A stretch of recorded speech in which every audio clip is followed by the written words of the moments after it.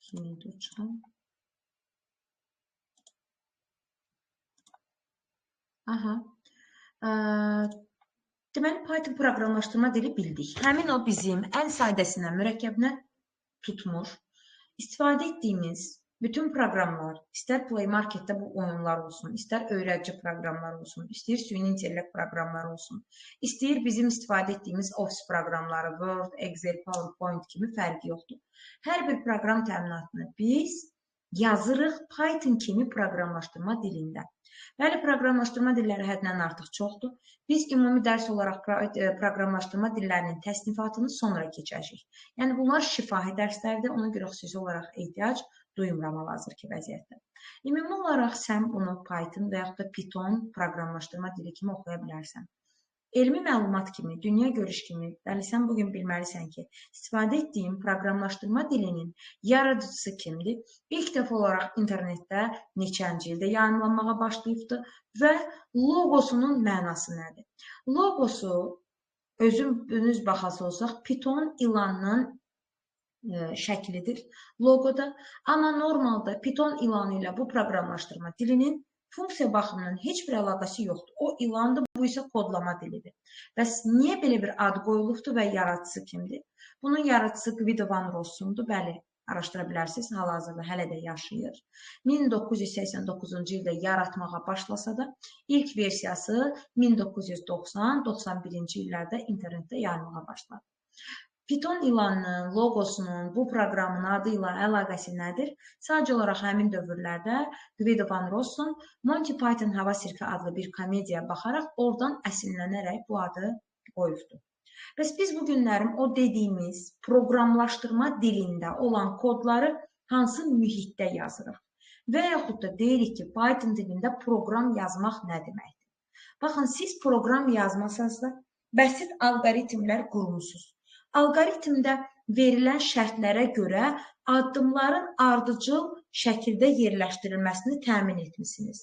O zaman elə alqoritm proqram qurmağın əsasını təşkil edir. Yəni, sən bugün diskretlik xassəsinə əməl edərək, alqoritmin diskretlik xassəsi nə deyirdi? Addımların ardıcıl yerinə yetirilməsi, sadə olması, sonlu vaxt ərzində olması. Yəni, bir sözlə nizamlılıq gözlənilərək sən bugün blok sxem qurursansa, sabah deməli sən həmin qaydaya əməl edərək Python dilində ilk proqramını yaza biləcəksən. Bəs Python dilində proqram deyəndə nəyi nəzərdə tuturuq? Nizamlı şəkildə bir yerə yığılmış komandalar, göstərişlər, operatorlar ardıcıllığıdır. Yəni, yazılan hər bir əmr sətir, mən həm adlandıracağım komanda, həm deyəcəm operator, həm də deyəcəm göstəriş. Bunların hər birini deyə bilərik. Bəs o zaman biz hal-hazırda hansı Python translatorundan istifadə edəcəyik? Ümumiyyətcə, nədir translator sözü? Kodların yazıldığı mühitə translator deyirik. Translator çevirici deməkdir. Mən yazdığım kodları maşın dilinə çevirən bir mühitdir. Və həmin translatorun iki növü var. Interpretator və kompilyator. Nədir bunların fərqləri? Mən onu sizə göstərmək üçün ən sadə Python translatorunu başladacağım. Hansını ki, bu siz kompüterdən istifadə edirsinizsə də, praktik olaraq öyrənməyə üstünlük vermək istəyirsinizsə də, internetdən Python 3.11, 3.7, yəni versiyaları çoxdur deyə yazaraq yükləyə bilərsiniz. Dərsin bir qismində bu translatorda praktik necə işləyə bilərəm, onu göstərirəm. Təbii ki, hamı buna məcbur deyil, praktik heç istifadə də etməyə bilərsən. Amma ilkin olaraq, nəzəri olaraq, bəli, sən bilməlisən ki, Python translatoru neçə hissədən ibarətdir. Translator, interpretator və kompilyator deyə iki hissəyə ayrılır. Mənim hal-hazırda birinci açdığım hissə, gördüyünüz bu mühit və pəncərənin sonunda 3 böyükdür işarəsinin, yəni çağırış işarəsinin olduğu mühitə interpretator deyirik. Interpretatorun xüsusiyyətlərini sadalayıram. 1. Interpretator mənim yazdığım kodları maşın dilinə sətir-bə-sətir çevirir. 2. Interpretator daha sürətlidir. 3. Interpretator səhvləri dərhal aşkarlayır. Interpretator da geri qayıdıb səhvlərimizi düzəldə bilmirik. Həmin kod sətrini yenidən yazmağa məcburuq. Gəlin ilk öncə olaraq ona baxaq. Necə sətir və sətir çevirir? Bu nə deməkdir? Məsəl üçün, yazıram ki, A bərabərdir 152 üstəgələk 632. Bir dənə sətirdən ibarət olan kod yazdım ki, bu da kod yazılır və Enter düyməsini vuraraq ikinci funksiyam olan, hansı ki siz ilk funksiyada tanıdığınız, daha doğrusu ikinci komandam olan print funksiyasını yazıram. Gördünüz, print digər komandalardan rəngi ilə fərqləndi, çünki funksiyalar adətən çəhrayı rəngdə olur. Necə ki biz alqoritmdə çıxış blokunu paralelogramla əsaslandırırıq, Pythonda da hansı dəyəri çıxışa vermək istəyiriksə, onu printin içində yazacağıq. Print A yazan kimi, enter vuran kimi dərhal nəticəni sənə göstərdi. O zaman gəlin baxaq görək, həqiqətən də interpretator sətir və sətir çevirirmiş. Yəni, nəticəni mənə anında göstərilmiş. Mən hər hansı bir yenidən komanda yazıram, print yazıram bu səfər. Hər hansı bir səbəbdən xəta yaradıram özüm bildiyim halda. Amma siz bunu kod yazanda bilməyərəkdən eləyirsiniz. Print yazıram, tutaq ki, məsəl üçün A üstəgələk 4 yazıram. Və enter düyməsini vuranda görürəm ki, proqram mənə heç bir nəticə vermir, qırmızı ilə xətanın olduğunu deyir və özdə errorun name error olduğunu deyir. Python'ın yaxşı tərəflərindən biri odur ki, bütün proqramlaşdırma dillərində də bu mövcuddur. Xətanın səbəbinin hansı sətirdə və hansı səbəbdən olduğunu deyir. Line 1, sətir 1-də name print is not defined, did you mean print deyərək, yəqin ki, əksəriyyətiniz tərcümə edirsiniz ki, sizə burada adla bağlı xətanın olduğunu bildirir. Sən bəlkə print yazmaq istəmirsən deyə sənə bir uyarı verir və dərhal sən print A üstəgələk 4 yazaraq öz proqramında olan xətanı düzəldərək proqramı yenidən translyasiya eləyirsən. Gördük ki, səhvləri də dərhal aşkarladı. Niyə geri qayıdıb düzələ bilmirəm? Çünki interpretatorun əsas xüsusiyyətidir.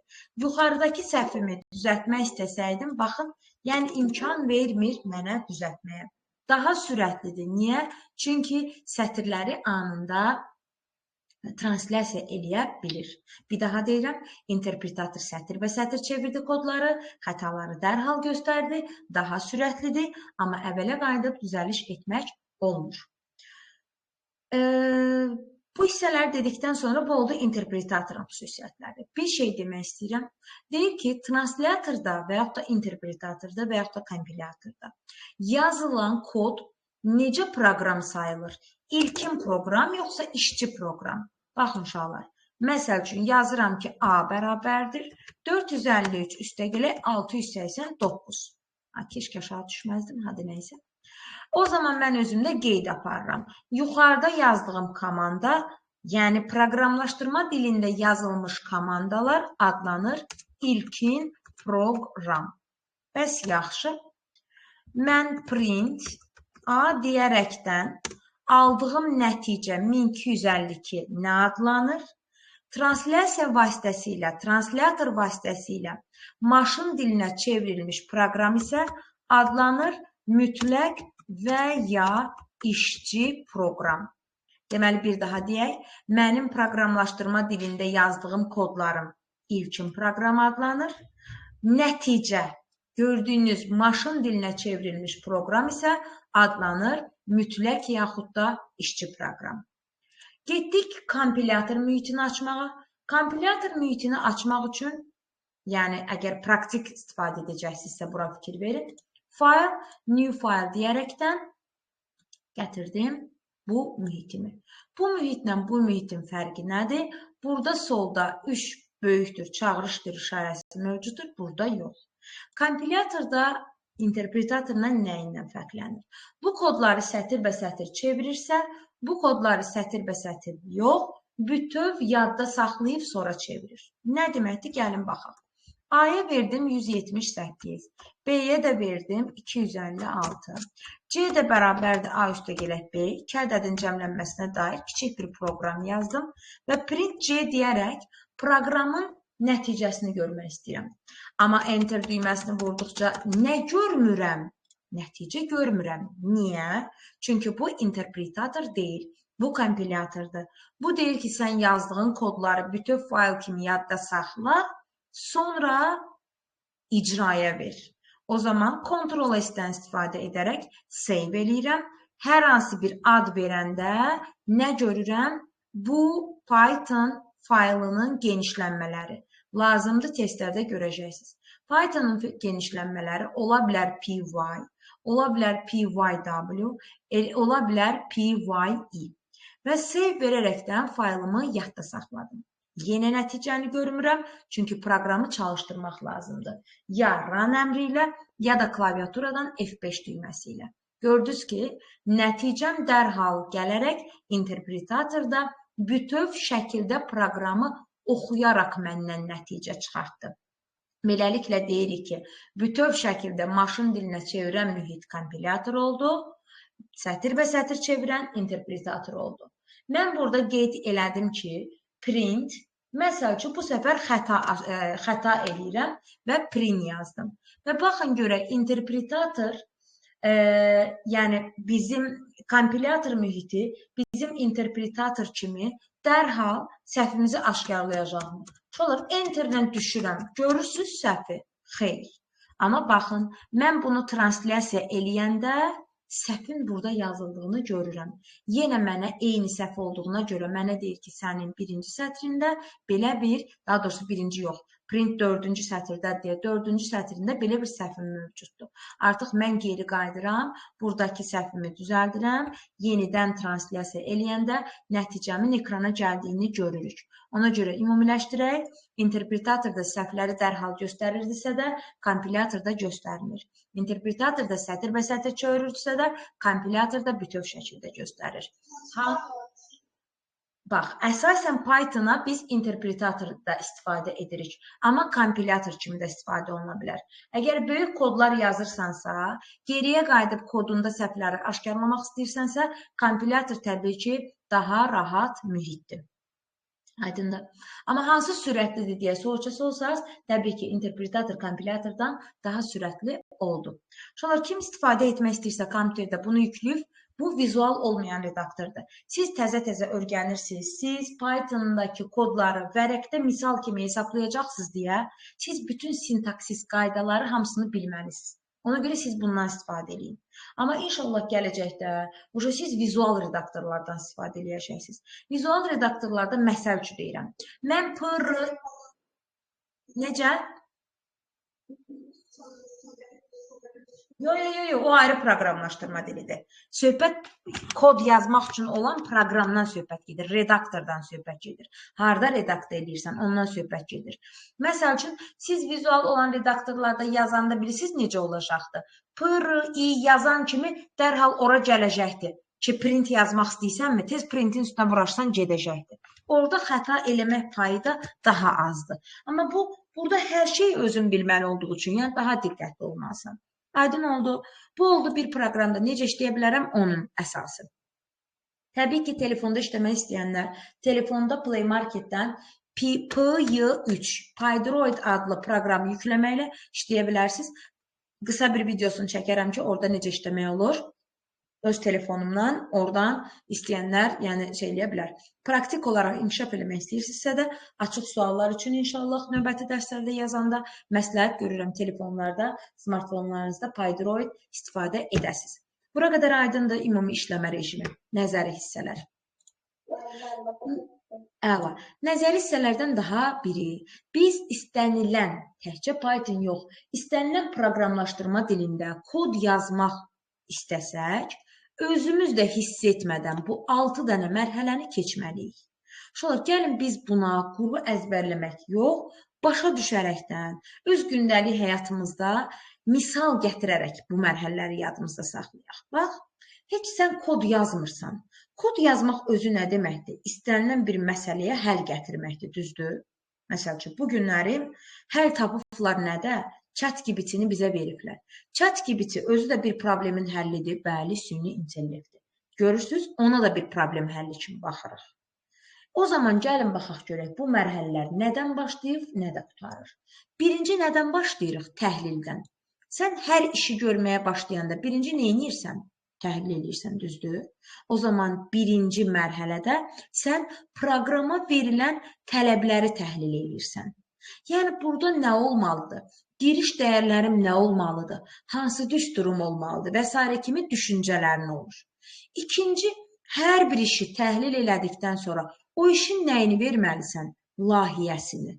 Yəni, layihələndirilmədə sən sanki işinin sənədini ortaya qoyursan, rəsmiləşdirirsən. Ona görə də proqramın layihəsi hazırlananda həmin proqramın texniki tapşırığı yaradılır. Sual verilir. Texniki tapşırıq hansı mərhələdə verilir? Layihələndirmə. Texniki tapşırıq elə bil əlində olan sübutlu sənəd kimi düşün. Üçüncü mərhələyə gəldim. Kodlaşdırma mərhələsi. Kodlaşdırma mərhələsində artıq sən onun alqoritmini qurursan. Biz niyə birinci alqoritmi keçdik sonra Python-u? Çünki sən fikirləşməlisən ki, bunun alqoritmik strukturu nədir? Bu xəttidirmi? Bu budaqlanandırmı? Yoxsa dövrüdürmü? Artıq bunu elədikdən sonra sənin seçdiyin proqramlaşdırma dilində proqramı tərtib edəcəksən. Məsəl üçün, Python-u seçmisənsə, fikirləşəcəksən. Ya interpretatorda yazmalıyam, ya da ki, kompilatorda yazmalıyam. Yəni, bu mühitdə yazmalıyam. Hansı mərhələ oldu? Kodlaşdırma. Şolar, 5-ci mərhələ test mərhələsi bilirsiniz hansıdır? Buna deyirlər ki, proqramın testləşdirilməsi və yaxud da sazlanması. Siz bayaq gördünüz, mən proqramda xəta verəndə mənə nə gəldi? Xətalar aşkarlandı. Mən orada test mərhələsindəydim. Mən proqramımda olan çatışmayan cəhətləri, yəni sazlamaları yerinə yetirirdim. Xətalarımı aşkarlamaqla, düzəltməklə. Və artıq 5-ci mərhələyə nə zaman keçirəm? Xətalarım da yoxdur. Tədbiq mərhələsi ilə 5-ci mərhələyə keçdim. Və diqqətli baxası olsaq, mən artıq proqramımı tədbiq etdim. Yəni, xətam yoxdur. Ortada bir nəticə var məndə. Amma mən bununla bitmirəm. Həmin nəticə nə olmalıdır, uşaqlar? Müşayiət olmalıdır. Yəni, sən bilməlisən ki, sənin o proqramın istədiyin nəticəni verib, yoxsa yox. Ola bilər ki, məsəl üçün, siz növbəti həftələrdə proqram yazacaqsınız. Fəxriyə və Jalə. Deyəcəksiniz, ay müəllim, proqramımız xəta vermir, amma Jalədə ayrı nəticə çıxardır. Fəxriyədə ayrı. Deyəcəm, ay uşaqlar, hara qaydın? Yuxarı təhlilə. Deməli, siz təhlil mərhələsində düzgün məlumat almamısınız. Nəyisə düzgün tələb etməmisiniz, hansısa düsturu səhv bilmişsiniz. Aydındır? Ona görə də yenidən təhlil mərhələsinə qayıdaraq, məsələni yenidən təhlil edib, müşayiətə doğru gedirsiniz. Uşaqlar, ən əsas, ən birinci onu bilin. Nə ilə başlayıb, nə ilə bitirirsiniz? Həyatdakı işlərimiz də belədir. Ən birinci işə başlayırıq təhlillə, axırda kənardan müşayiət edirik. Hə, bu işdə nə oldu mənim axırım? Aydın oldu. Bir daha elə burada cəzbələyək. Birinci, təhlil etdim. İkinci, layihələndirmə. Üçüncü, dördüncü, testdən keçirdim. Testdən keçirdimsə, sazladımsa proqramımı tədbiq etdim. Tədbiq etdikdən sonra proqramı müşayiət etməyə başladım. Aydındır. Burada kimisə çətinliyi var, başa düşməməzlik var, yoxsa problem yoxdur. Yoxdursa da biz artıq keçdik yavaş-yavaş yazılı və hesablamalı hissələrə. Bura ən çox nəzəriyyə ilə dolu hissələr idi. Biz proqramda nə qədər komanda, göstərişlər varsa, hər bir şeyi verilənlər adlandıracaq. Və həmin verilənləri biz kəmiyyətlər adlandıracaq. O zaman siz kəmiyyət anlayışını riyaziyyatdan da bilirsiniz ki, qiyməti dəyişən kəmiyyətlərə nə deyirik biz? Dəyişənlər. Qiyməti dəyişməyən kəmiyyətlərə nə deyirik? Sabit yaxud da konstantlar. Məsəl üçün, adi bir 5 dəyəri konstantdır. Adi bir mənfi 174 dəyəri konstantdır. Amma riyaziyyatdan bildiyiniz X, Y, Z, A, B, C, D, M, N, K kimi dəyərlər isə artıq bizim dəyişən qiymətlərimiz sayılır. Amma çox təəssüf edirəm ki, bugün keçdiyimiz Python-da olan dəyişən adları riyaziyyatdakı kimi o qədər də saf deyil. Diqqətiniz burada olsun. Gəlin baxaq görək bu nə deməkdir. İlk öncə olaraq sən onu bilməlisən ki, Python hərfin kiçik və böyük olmağını fərqləndirə bilirmi? Buna deyilir ki, şriftin registrini fərqləndirirmi? Məsəl üçün, böyük A-ya 50 verirəm, balaca A-ya 5 verirəm. Balaca A-nı çağırsam interpretatorda. Bu arada interpretatorda olduğumuz üçün hər dəfə print yazmaya ehtiyac yoxdur. A da yazsam proqram bilir ki, A-nı çağırırsan. Nə çıxır aşağılar? 5. Böyük A-nın qiyməti nə çıxır? 50. Burada nə qənaətə gəlirəm? Bəli, deməli Python böyük və balaca hərfi fərqləndirir. Bunun üçün fərqlidir. Riyaziyyatdan fərqli olaraq Pythonda dəyişən adlarını mürəkkəb görə bilərsiniz. Yəni, dəyişən adlarında nələr ola bilər? Latın əlifbasının, yəni ingilis əlifbasının həm böyük, həm də kiçik hərfləri ola bilər. Yəni, bildiyiniz ingilis əlifbasının 26 hərfin həm böyüyü, həm də kiçiyi ola bilər. Ola bilər rəqəmlər, yəni bildiyiniz 0-dan 9-a qədər olan rəqəmlərdən söhbət gedir. Xüsusi işarələrdən isə bir dənə ola bilər altdan xət. Soruşası olsaq ki, müəllim, fiso, yəni bircə dənə altdan xət, bəli, başqasının heç birinə icazə yoxdur. Bəs yaxşı, ilk simvol nə ola bilər? İlk simvol isə ya hərf ola bilər, ya da altdan xət ola bilər.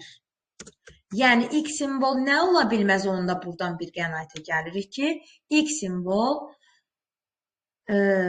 rəqəm ola bilməz. Bir də dəyişən adında boşluq ola bilməz. Onda mən nümunələr çəkim, siz bu qaydaya əsasən nə olar, nə olmaz, siz mənə deyin ki, müəllim, olar və yaxud da olmaz. Getdik. 78 info bərabərdir 5. Belə dəyişən adı ola bilər? Niyə? Əla. O zaman 78-i gətirirəm, burada qoyuram. Buyur. Ola bilərmi? Olar. Əla. 78-in bölünə bir dənə altdan xət qoydum. Ola bilərmi? Olar. 78-in bölünə bir dənə plus qoydum. Plus qoydum. Mən nə dedim? Xüsusi simvollardan bir dənə altdan xət olar. Xüsusi simvollardan ondan başqa heç nə ola bilməz. Yaxşı, info, boşluq, dim. Ola bilərmi belə dəyişən adı? Səbəbi nə var burada? Boşluq. Aydın oldu? Əla. Bəs yaxşı. Altdan xət ola bilər. Bəli. Bəs yaxşı, ilk simvol hərfdən başqa altdan xət də ola bilərmi? Nə dedim mən? İlk simvol ya hərf, ya da altdan xət ola bilər. Ona görə bu doğrudur. Zaten enteri vuranda gördünüz, xəta vermədi. Altdan xət, info, dim yazaraq bu dəyişənin qiymətini istəyirəm. Bu dəyişənin qiyməti 5. Yəni, qəbulda bu cür uzun-uzadı dəyişən adları düşür. Məsəl üçün, nəzəriyyə, altdan xət, bir dənə də götürürəm, məsəl üçün, ingilis dilində bir söz yazım, import. Buna baxın. Belə dəyişən adı ola bilər, adamın başı qarışar. Bərabərdir 27. Buyurun. Bu dəyişəni çağıranda 27 qiyməti gələcəkdir. Dəyişən adlarla bağlı problem yoxdur ki, bunu full əzbər bilməlisiniz. Da bir bilim, bir bilməyim, ay müəllim, bir çaşım, bir çaşmayım məsələsi yoxdur. Əgər onlayn olaraq işləmək istəyirsinizsə də, çox qəşəng bir mühitimiz var Python proqramlaşdırma dilinin öyrənilməsi üçün. W3 Schools Python yazın. Mən hal-hazırda Python Variables yazılan hissəni seçdim. Nəinki Python, digər proqramlaşdırma dillərində ilkin anlayışlara malik olmaq üçün çox gözəl mühitdir. Bir dənə example hissəsini götürün, bunun üzərində işləyin. İndi sizcə bu mühit, burada kod yazılır, burada icra olunur. Bu mühit interpretatordur, yoxsa kompilatordur? Hə, deyirəm, pardon, düzdür, kompilatordur. Burada yazacağım, run verəcəm, nəticəsini burada görəcəm. Və bunu özümüzə görə dəyişdiririk. Artıq biz ekranı yəqin görürəm də, mən hər dəfə böyüdəndə sizə maniçilik olmur ki, yəni siz telefonda baxırsınız, siz özünüz böyütməyin, mən böyüdəcəm. Y-ə verirəm 7, Z-ə də verirəm 8. Uşaqlar, və neynirik? Printlə artıq tanışsınız. Print hansı blok əvəz eləyir? Çap blokunu. Nə yazırıqsa içində, neçə dənə arqument yazırıqsa, həmin arqumentləri çapa çıxardır. Amma buna xahiş edirəm, bax, çox sadə şeylərdir, amma bir o qədər də qatır adam. İndi uşaqlar, mən x, y, z-ə gördüyünüz sabit kəmiyyətləri vermişəm və bunların çapa çıxarmağını istəyirəm. Bu qiymətlər sağda necə çapa çıxacaqdır? Mənə deyə bilərsiniz. 4 dənə print vermişəm. İlk 3 printə görə x, y, z-in qiymətləri necə çıxacaq? Alt-alta, yan-yana, necə? Niyə? Ayrı-ayrı komandalarda çapa verilibsə də ilk dəfə 5, 7, 8, 6 olacaqdır. Amma biz... Ay, sağ ol. Necə ki, paralelogramın içində biz x, y, z vergüllə yazanda 3 dəyəri də çıxışa verir. Bir printin içərisində bir dənə də arqument yaza bilərsən, istənilən qədər də. Yetər ki, bunlar bir-birinə nə ilə ayrılsın? Vergüllə. Yaxşı, indi mənə deyin görüm. Mən başa düşdüm. Bunlar yan-yana çıxacaq. Yan-yana çıxanda bitişikmi çıxacaq dəyərlər? Vergüllə mi çıxacaq, yoxsa boşluqla mı çıxacaq? Baxın. Qəti şəkildə unutmayın ha bunu. Çünki məsələlərdə də verir. Qəti unutmuruq. Hamısı necə çıxır? Bir print içərisində olan arqumentlər boşluqla. Aydın oldu. Bura qədər tamamıq. Əla. Onda bunları silirəm ki, bizi çaşdırmasın. Bir dənə bu printlə işləyəcəyik. Dəyişənlərə qiymət başqa necə mənimsədilə bilər? X vergül z bərabərdir. 5, 9, bir də 6. Buyurun.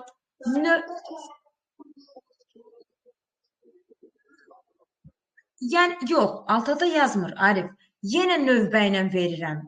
Yəni, yan-yana gedəcəkdir. Sadəcə olaraq dəyişənlərə qiymətlər növbəli şəkildə mənimsədir. X-ə 5, Y-ə 9, Z-ə isə 6. Yenə öz qaydasındadır. Bunlar necə çıxacaq? Yan-yana. Nə ilə? Boşluqla. Aydındır. Gətirsəm, burada bir dənə də dəyişən artırsam 12. İndi nə olacaq sizcə? Nə düşünürsünüz? Value error'un qabağındakı nə cümlədir? Necə tərcümə eləyə bilirsiniz onu? Nə deyir orada? Ay, sağ ol, ay, sağ ol. Dəyişənlərin sayına dəyərlər uyğun gəlmədikdə. Çox olanda bu xətanı verir. Deyirəm, yaxşı, çoxdur, indi də saydan azaldıram. Sizcə yenə xəta verəcəkdir, yoxsa yox? Ay, sağ ol. Bu səfər də az olduğunu deyir. Ona görə nə olmalıdır aşıqlar? Tamı-tamına bərabər olmalıdır. X bərabərdir, bəli, düzdür. X bərabərdir, Y, o da bərabərdir, Z, o da bərabərdir 5. İndi nə olacaqdır? Neçə? Uşaqlar, vergül deyil, aralarındakı bərabərlikdir.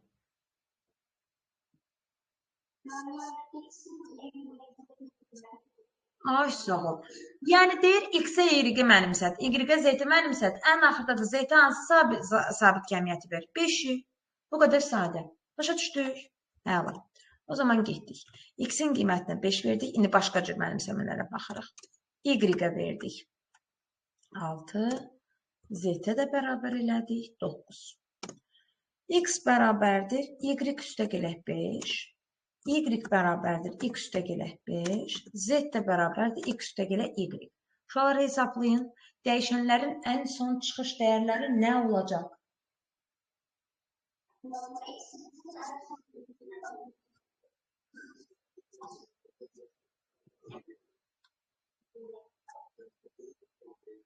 Dəqiq.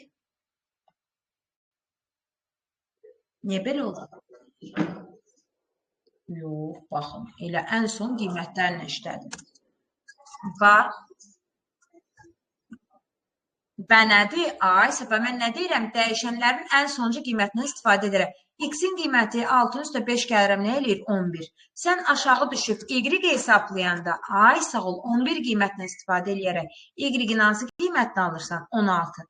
Ən aşağıda da Z-ə qiymət almaqdan ötürü. Ay, sağ ol, 11 ilə 16-nı toplayırsan, Z də bərabər eləyir 27. Başa düşdük?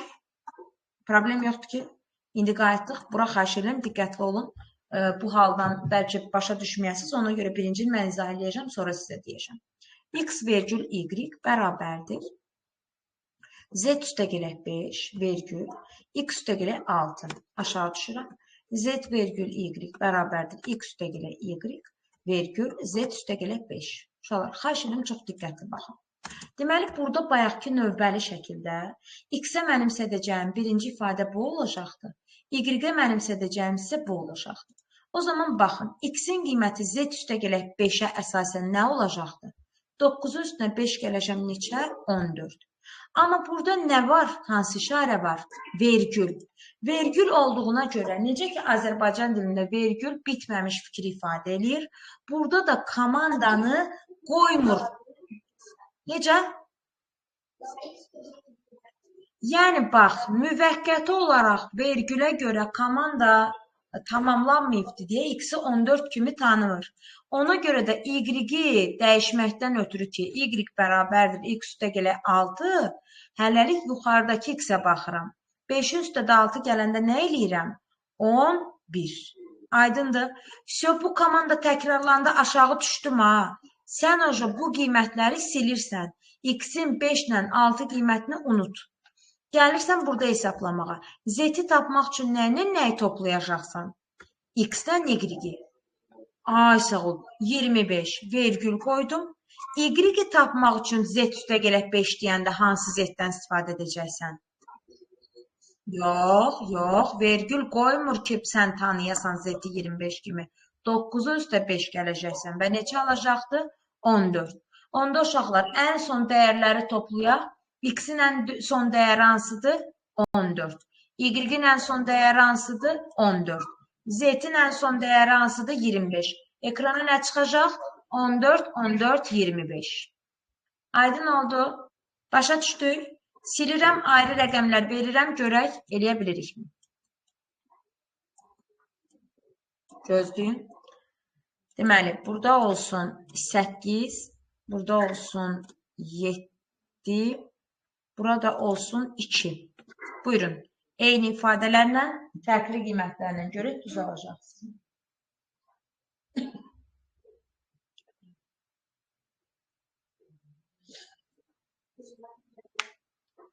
Buyurun, siz hesablayırsınız.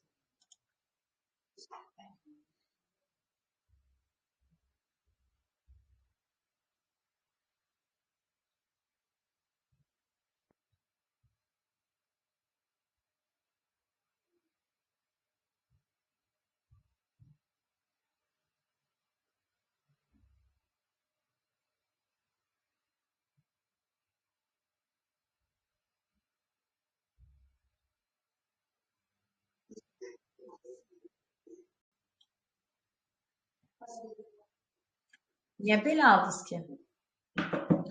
Gəlin, baxaq görək səhviniz hardadır.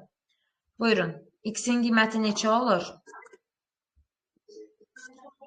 2 üstə 5 gəlirəm 7. Vergül qoyduğuma görə 7 kimi tanımır. Ona görə y-in qiyməti nə olur?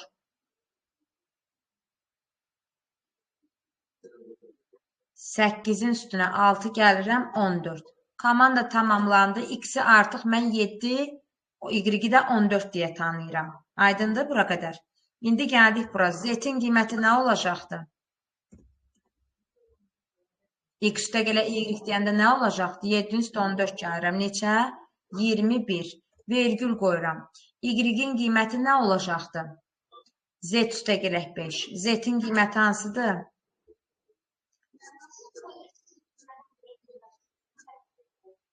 Harada qızım? Yox, x-in qiyməti z üstə gələk 5 qiymətini alır. 2-nin üstünə 5 gələndə 7 alıram. Niyə 8 yazdım? Sonra z-in qiyməti 21-dir. Y-in qiyməti isə z üstə gələk 5 olanda bu z-i tanımır hələlik, bunu tanıyır. 2-nin üstə də 5 gələndə nə aldım? Yenə 7. X-in ən son qiyməti 7. Y-in ən son qiyməti 7. Z-in ən son qiyməti 21. Aydındır? Yaxşı, gəlin birini də verək. Yenə bir daha bir şansda bəzi məqamları dəyişdirim. Ondan sonra baxaq. Y üstə gələk 5 olsun. Burada x üstə gələk 10 olsun. Burada x üstə gələk 7 olsun. Burada da z üstə gələk 6 olsun. Buyurun, hesablayın görək.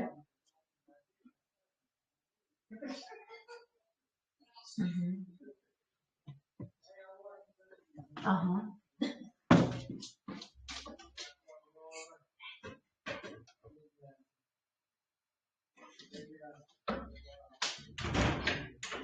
Aha.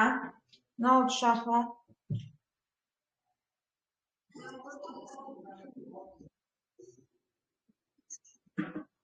Bir də denən. Yox, deyəsən yox. Dəqiq hesablayın. Deyəsən istəmədim. Xoşlamadım onu. Dəqiq.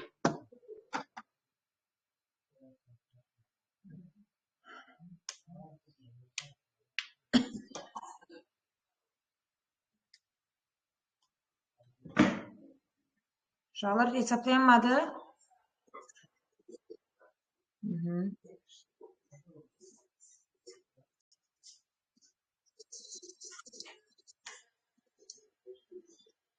Baxaq. Gördünüz nəticəni? Niyə səhv tapırıq ay uşaqlar? Başa düşmürsünüz mən dediyimi. Bir daha. Jale səsini aç sən nə işləyim? Jale X-ə nə verirsən burada? Jale. Diqqətli ol. Y üstə gələk 5 neçə olur? 7 üstə 5 nə alıram?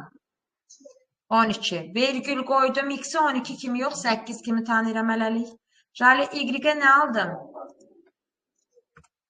Jale. Diqqətin burada da öyle. Bax, deyirəm, X-in 12 qiymətini tanımır, 8 qiymətini tanıyır hələ ki proqram. Y-ə hansı qiyməti verirəm? X üstə gələk 10 deyəndə 8-in üstə 10 gəlirəm, 18. Bu komanda qutardı, aşağı düşəndə fikir tamamlandı, komanda tamamlandı. X-i 12, Y-i 18 kimi tanıyır. 8-dən 7-ni tulluyun. Elə, Z-ə hansı qiymət alacam? X üstə gələk 7. Nədir X-in qiyməti? 12-in üstə gəldim 7, 19. Vergül qoyuram. Z-i 19 kimi tanımır uşaqlar. Z üstə gələk 6 deyəndə Y-i tapmaq üçün. 2-in üstə 6 gəlirəm. Neçə olur?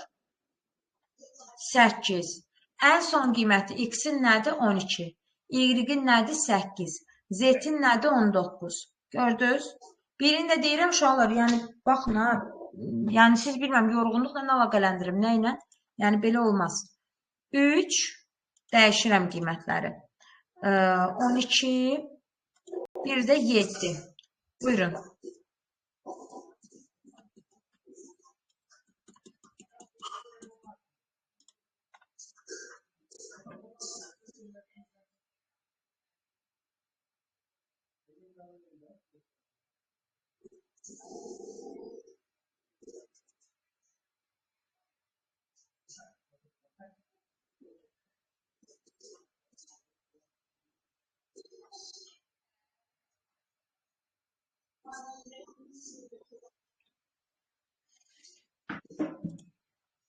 Baxaq.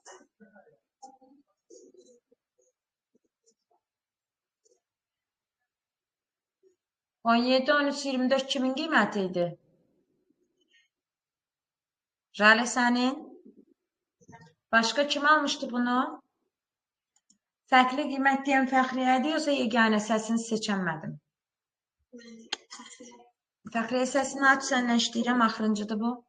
X-ə nə verəcəksən Fəxriyə? Fəxriyə, bayaqdan qulaq asırsan, balam.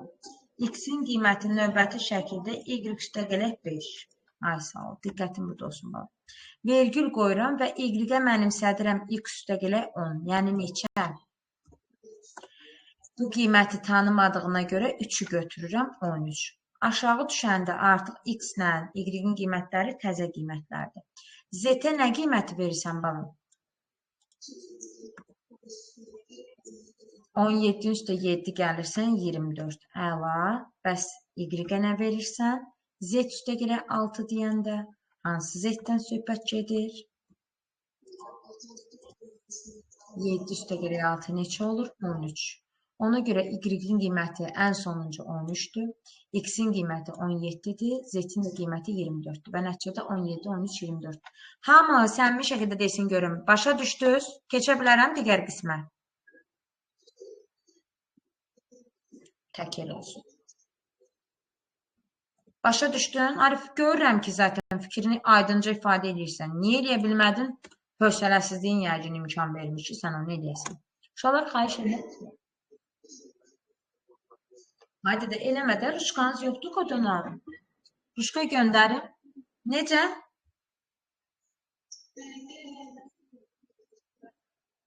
Qurbanım, sizin beyində eləyən yaşınız deyil də, qurbanım. Sizin bu dəqiqə elə baxdığınızda ki, beyniniz onsuz da doludur. Beyində ağvərək yoxdur sizdə. Ağvərəqiniz evdə doludur amma. Uşaqlar qulaq. Printin içərisində daha bir operator istifadə edəcək ki, bu operator nə edir? Siz gördünüz ki, print içərisində istənilən qədər element yaza bilərik. Bu elementlər bir-birindən nə ilə ayrılır? Vergülla. Amma necə çapa çıxır? Aralarında boşluq olmaqla. Bu günlərin sırf printin içərisində bir operator istifadə edəcək ki, onun adı sepdir. Separate sözündən götürülübdür. Separate necə? Yox dedi, bitişik olmurdu. İndi deyirəm. Separate sözü bilirsiniz nə deməkdir? Yəni, arqumentlərin arasına yazılan işarəni qoyan, yəni ayırıcı deməkdir. Yəni, arqumentləri bir-birindən nə ilə ayırıram? Adi halda boşluqla ayrılır. Amma bu səfər deyir ki, sepin içində dırnaqda nə görürsənsə, həmin işarə elementlər arasında olacaq. Onda ekranda necə bir görüntü olacaq? 3 üstə gələk, 12 üstə gələk, 7. Aşıqlar, niyə 7-dən sonra 3 yoxdur? Çünki 7 ən axırıncı z-in qiymətidir. Ondan sonra ayıracaq bir element yoxdur. Set isə yalnızca aralarında qoyulur dəyişənlərin. Başa düşdük? İndi buna bax, z-dən sonra bir də x-i çağırsam, gör nə olacaqdır? Plus bir də götürəcəkdir 3. Ta 3-dən sonra bir də olmayacaqdır. Fikrim çatdı. Sepin işi peşəsi bundan ibarətdir. Amma sepin içində bir dənə işarə var ki, o işarə olanda bölmənin əksinə olan slash-la n düyməsi. Necə ki, plus özü bir işarədir. Enter düyməsi bilirsiniz də, növbəti sətrə düşməyi təmin edəyəndir. Enter-də xüsusi bir kodla yığılır Python-da. Slash-la n-i, özdə bölmənin əksinə olan slash, slash-la n-i Python proqramlaşdırma dili bir yerdə görəndə enter düyməsi kimi düşür. Yəni, bunlar bir-birindən enter ayrılırsa da, sizcə bu elementlər ekrana necə çıxacaq uşaqlar? 3, enter deyir deyə aşağı düşürəm. 3, aşağıda 12, aşağıda 7 və aşağıda 3. Aydın oldu? Plus necə öz işini görürdü? Slash n də öz işini necə görür? Enter düyməsi vasitəsilə. Diskretliyi pozmadan, ardıcıllığı pozmadan slash n-in bölünə bir dənə də plus qoysam, bayaqki görüntümüzdə pluslar hara? Bir dənə, səliqəli versiyada bir dənə mənə denən, sırf ekrana nə çıxacaq? Ardıcıl denən.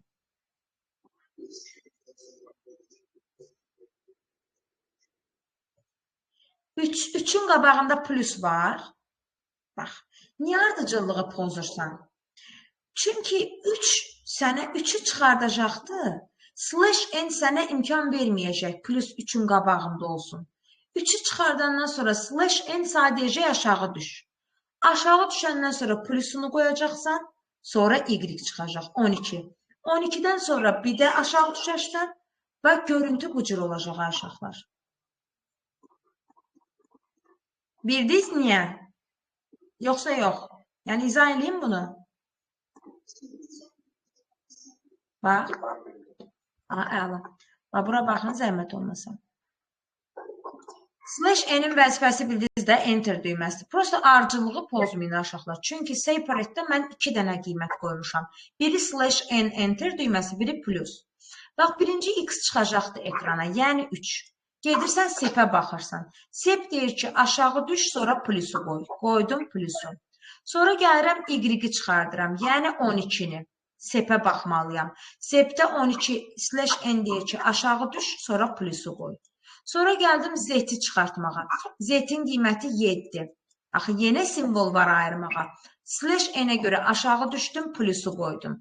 Və ən axır yenə x-i çıxartdım, 3 oldu. Və gördünüz ki, buradakı nəticəmlə buradakı nəticəm eynidir. Başa düşdünüz, yoxsa yox?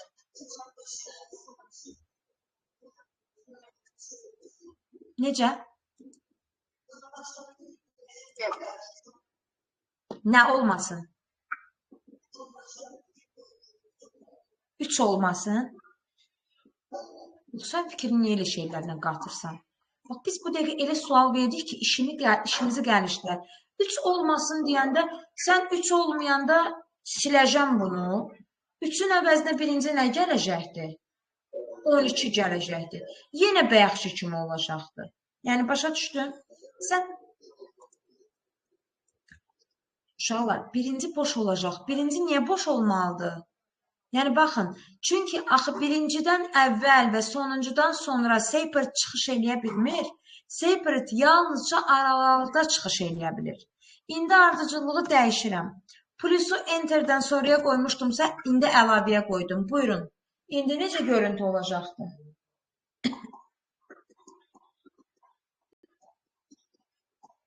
Aha. Aha. Tələsirsən, tələsdin. Diskretliyi pozma. 3-ü çıxardan kimi hara gedib baxırsan? Sepin içinə. Sep deyir ki, plusu qoy üçün qabağına, düş aşağı. Bu icra olundu. Gedirəm Y-i çıxartmağa. 12 çıxdı. 12-nin qabağına plus, düş aşağı. Bax, görüntü bu cürdür. Gördük? İndi izah edirəm bir-biri yazılı şəkildə. Fikriniz burada olsun. Bax, qulaq asın uşaqlar. X-in qiyməti çıxmalıdır 3. Nə icra olunmalıdır sep? Sep sanədir. Plusu qoy, sarı aşağı düş. Düşüb gözləyirsən. Y-i çıxardıram. Y-in qiyməti nədir? 12. Sep icra olunmalıdır. Deyir, plusu qoy, sonra aşağı düş. Z çıxmalıdır ekrana. 7. Sonra sep olmalıdır. Plus, sonra aşağı düşəcəksən. Ən axırıncı element nədir? X. 3. Ən axırıncı elementdən sonra sep icra olunur. Ona görə də baxın, belə bir görüntü əldə olundu. Aydın oldu? Başa düşdük? Başa düşdük? Əla. İndi buna qulaq asın aşağılar. Bu X-i silirəm mən. Bu slash n-i də silirəm. Bu fikrimizi qatmasın. Slash n bildik enter nədir? Enterdir. Burada bir dənə də dırnaq arasında imtahan sözü verirəm. Amma imtahan sözündə n-dan qabaq bir dənə slash qoyuram. Sual verir ki, sepin arasında slash n enter kimi qəbul olunurdusa, hər hansı bir dırnaq arasında olan elementdə də slash n-i enter kimi qəbul edir? Deyirəm, bəli. Ay, sağ ol. X, yəni 3 plus 12 plus 7 boşluqla nə çıxacaqdır? İmtaha. Niyə? Slash n nə olacaqdır uşaqlar? Aşağı salacaqdır. Və baxın, nə gözəl xəta verdi. Xəta verməyi görün. Bir dənə uşaqlar, vergül qoymadığıma görə xətaya baxın siz Allah. Elə bil dünya dağılıbdır. Bir dənə vergül qoyacaq, düzələcəkdir. Başa düşdünüz? Yəni slash n istəyir sepin içində olsun. Gördünüz? İstəyir hər hansı bir sətir tipli kəmiyyətin içində olsun. Hər yerdə enter funksiyasını icra edəndir. İndi mənə deyin görüm. Mən burada bir dənə də özümdən 64 qiymətini versə idim. Necə bir görüntü olacaqdı? Nə əlavə olunacaqdı bayaq kimi? Hara? Bir dənə başdan denən.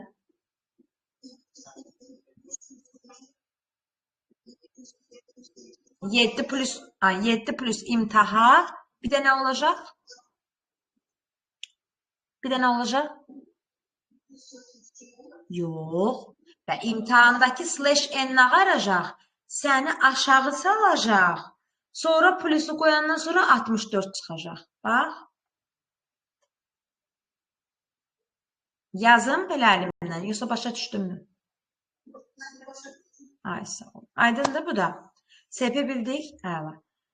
Bunu da silək. Bundan sağollaşaq. Sepdən başqa bizim növbəti bir operatorumuz var. Onun da adı enddir. End. Uşaqlar, end adına uyğun olaraq, necə Arif? Ay, sağ ol. End adına uyğun olaraq, yenə enddə də dırnaq arasında nə işarə varsa, axırıncı elementdən sonra özü qoyur o işarəni. Axırıncı element Z dölü 7. Və yaxud 7-dən sonra plus qoymurduq axı. Ona görə end də öz işarəsini axırıncı elementdən sonra qoyur. Amma endin bir dənə də işi peşəsi var. Özündən aşağıda olan printin içərisində neçə dənə element varsa hamısını yuxarı qaldırır. Tutaq ki, bir info var. Bir də tutaq ki, 600 ədədi var. İndi baxın, deməli, bayaqki kimi çıxacaq. 3 plus 12 plus 7 ət və buradakının ikisini də yuxarı qaldıracaqdır. Gördünüz? Özündən aşağıdakını qaldıra bilir. Özündən aşağıdakını qaldırırsa, ikinci özündən yerləşmiş, yəni ikinci aşağıda yerləşmiş sözü, ədədi də qaldıra bilirmi? Xeyr. 650-yə gücü çatmayacaq bu əmrin. 650 olduğu yerdə də aşağıda olacaqdır. Onda siz mənə deyin görüm, 650-nin də bunların yanına qalxması üçün hara nə yazmalıyam?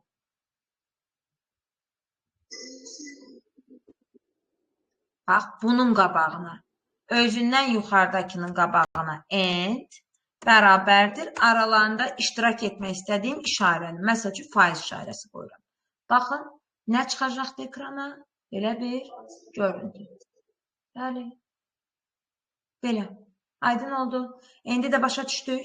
Sualınız varsa hər hansı bir nümunə qoyun. Yoxdur. Tamam. Sualınız olsa yenə də geri dönüş edib qaydarıq. Uşaqlar, bu oldu Python'da nələr? Sizlə dəyişənlərin üstündə yaman çox qaldıq ha. Vaxtımız bayağı getdi. Python'da tipləri də deyim, heç olmaz. Bugünlük bəs olur, sonra yenə davam edərik. Python yoruldunuz? Yaxşı, onda gələn dərs tez qoşulacaq da, 8-15 dəqiqə işləmiş. Yaxşı, tamam. Gələn dərs onda heç bir suala da baxmarıq. Yaxşı, birbaşa şey eləyərik. Gələn dərsə nə edirsiniz? Mən əlavə tapşırıq verməyəcəm. Mənə bütün çalışmayanları təhvil verəcəksiniz. Açıqları bir-bir yazacaqsınız. Videoları çəkilibdir. Baxıb yazırsınız. Aydın oldu. Fikrim çatdı uşaqlar. Bəli. Mütləq, mütləq. Arif, ümumiyyətcə belə elə də. Hə? Büyünü demirəm.